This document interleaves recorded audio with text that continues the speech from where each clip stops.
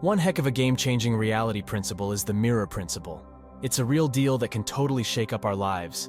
And it doesn't call for any fancy techniques or complicated strategies. It's all about who you want to be. Let's say you're aiming to be a millionaire. Well, here's the lowdown. You gotta feel like a millionaire on the inside first, or it won't show up on the outside. Otherwise, you'll just be bouncing around, blaming everything on yourself. So the first big lesson here is if you don't change on the inside, nothing's gonna change on the outside. That's the core of the mirror principle. Nail this, and you'll turn everything into gold. But hey, it means facing your own demons, dealing with the stuff you might not want to hear. If you're really up for a major transformation, this video is your jam. In this video, I'll also share with you a crucial exercise that I still practice today. So today, we're going to unravel this principle and how it can actually change your life. Reality is a mirror that reflects your relationship with yourself and the world, or with reality itself, your inner world and your outer world. What do I mean when I say that? Well, let's go back to the example of becoming a millionaire. If your relationship with money is that you're not capable of making money, that you're not good at making money, then the mirror of reality will say, "Oh, that's what you believe, so be it. Here's more evidence of why you're not capable of making money." And consequently, life will give you more circumstances that confirm your hypothesis and the statement you're making. So, I want you to remember this crucial point. The external world is merely a reflection formed by the image, which essentially is another way of saying that it is our internal world. If we look carefully at the world around us, it's clear that most people are increasingly immersed in the frenzy of the outside world, consumed by technology, social media, and the hustle and bustle of everyday life. Many of us have lost the connection with our inner wisdom, the inner essence that we once mastered. So let's explore the 4 keys that will enable you to shape reality according to your desires. When we study the law of attraction, for example, one of the things most often mentioned is how reality is a mirror, and what we try to do is manipulate that mirror. If you start incorporating these principles, your life is going to flip, folks. It's legit. Tried it. Nailed it. So, passing the torch to y'all. Right at the start of my spiritual quest, I thought it was hogwash. But when I peeped the outcomes, it was bonkers. Stuff I craved started rolling in, way more than I dreamt of. As we plunge into the abyss of the reality mirror, we unearth an inner mojo we usually sleep on. The things in our orbit are essentially a reflection of our beliefs, identity, and how we see the world. But here's the lowdown on transformation. Rather than sitting back and watching the show, we gotta mold our fate using the image, flexing our skills in creating, innovating, and pushing the envelope. Here's to hoping this knowledge acts as the spark that steers you through life's adventure, assisting you in crafting the dreamy reality you've always fancied. Big thanks for joining me on this ride. The first fundamental key of the mirror principle is to understand that the mirror of reality reflects 2 things: your relationship with yourself and your relationship with the world around you. In other words, what you see in the mirror of reality is a projection of how you see yourself and how you see the world. If you look at yourself and think you're not good enough, the mirror will simply reflect that belief. I'm not good enough. I can't do this because I'm not good enough. And the mirror will respond, you're not good enough. Here's more proof of why you're not good enough. The reflection is based on the messages you send to the mirror of reality. The mirror of reality is, in a way, like a loyal friend who is always willing to validate what you believe.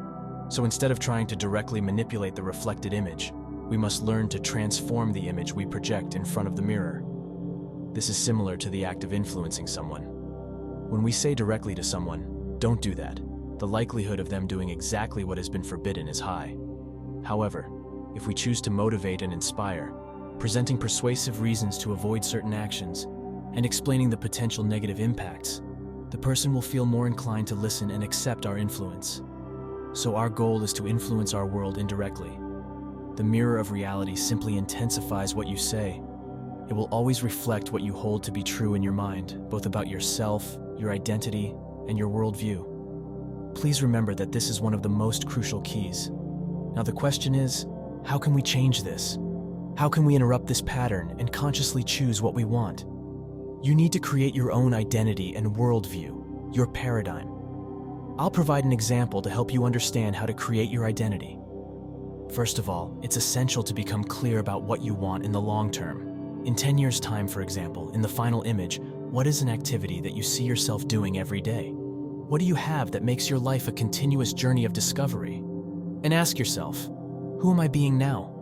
What characteristics and traits do I have when I'm achieving, having, and doing all these things? This is crucial. Next, consider what your worldview is.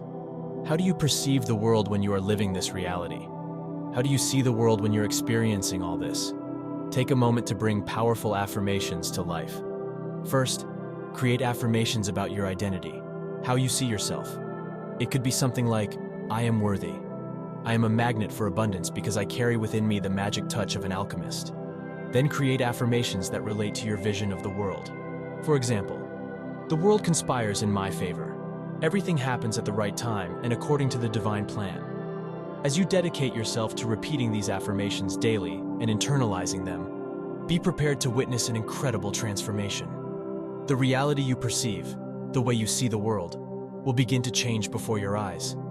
Even if what you want is apparently difficult for you today, it doesn't mean that you won't be able to achieve it tomorrow. Everything takes time, practice, and patience. So respect your time, but also don't let certain fears stop you from achieving the extraordinary. So make sure you take a moment to do this exercise. It has the power to completely revolutionize your life. Now let's move on to key number 2. What you need to understand is that the reflection we see in our material world is formed with a certain delay. Why?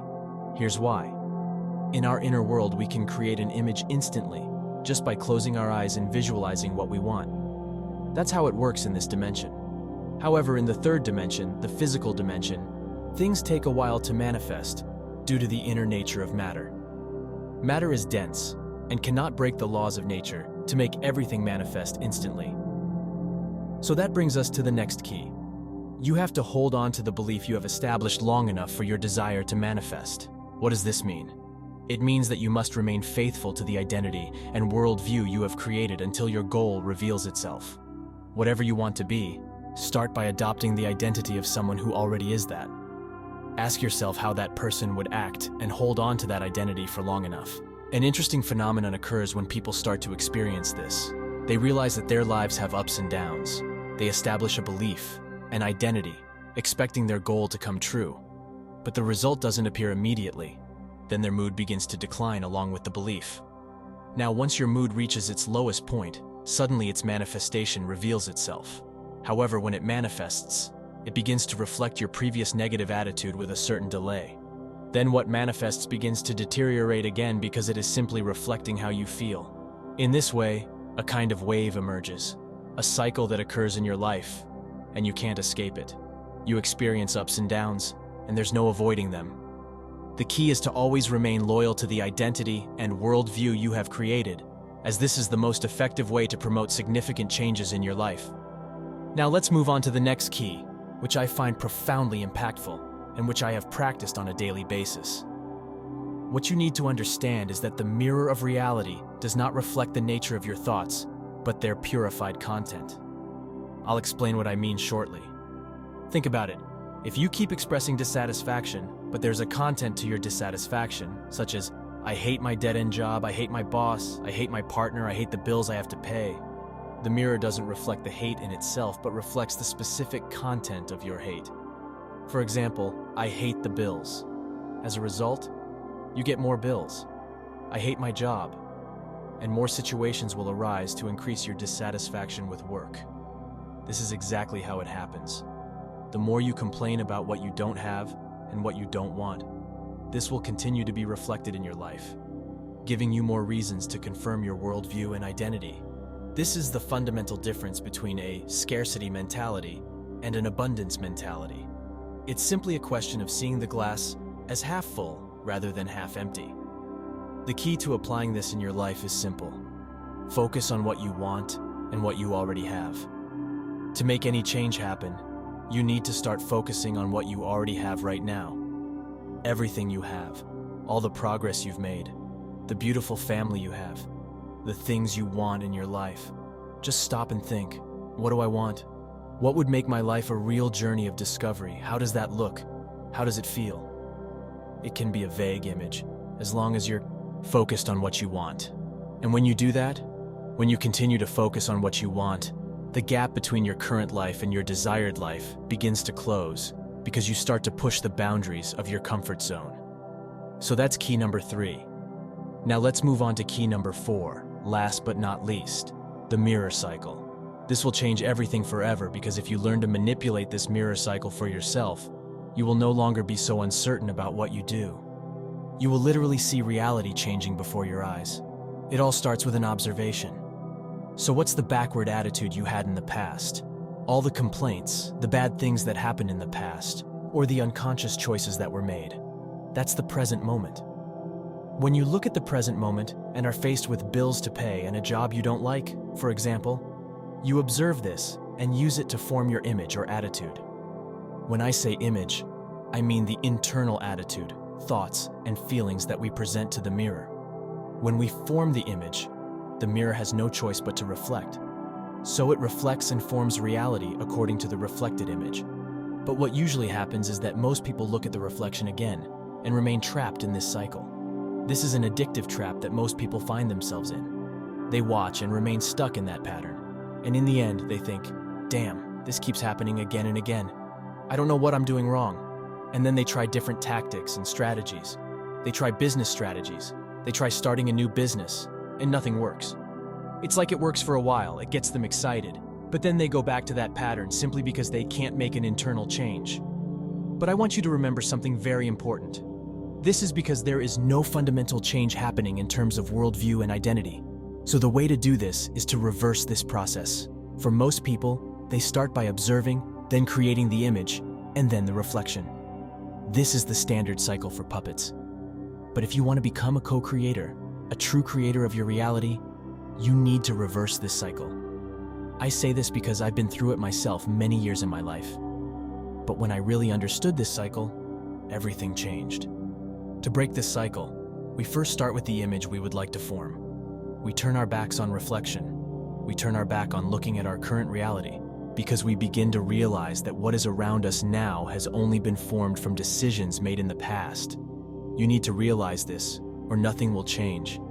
If I want to shape tomorrow, I consciously choose today. So we start with the image. And when we choose the image and say, hey, this is what I want and this is what I have, the mirror has no choice but to start reflecting it in small amounts, little by little. Even small changes will happen slowly, with delay. So what do we do next? Instead of observing, we confirm. We take a look in the mirror to see what's working. And when we see the reflection, we think, oh, that's working. Look, that happened. If you want more confidence, over time, you'll notice that people will start to welcome you better. If you wanted to improve some aspect of your work or business, you'll notice that things are getting better. Your whole world may be falling apart, but you only focus on the things you want to confirm, the things that correspond to that worldview and identity you've chosen to create. The idea is that you always keep doing it, and the more you keep doing it, it will turn into something beyond anything you've ever imagined. If you start incorporating these principles, your life is gonna flip, folks. It's legit. Tried it, nailed it. So, passing the torch to y'all, right at the start of my spiritual quest, I thought it was hogwash. But when I peeped the outcomes, it was bonkers. Stuff I craved started rolling in, way more than I dreamt of. As we plunge into the abyss of the reality mirror, we unearth an inner mojo we usually sleep on. The things in our orbit are essentially a reflection of our beliefs, identity, and how we see the world. But here's the lowdown on transformation. Rather than sitting back and watching the show, we gotta mold our fate using the image, flexing our skills in creating, innovating, and pushing the envelope. Here's to hoping this knowledge acts as the spark that steers you through life's adventure, assisting you in crafting the dreamy reality you've always fancied. Big thanks for joining me on this ride.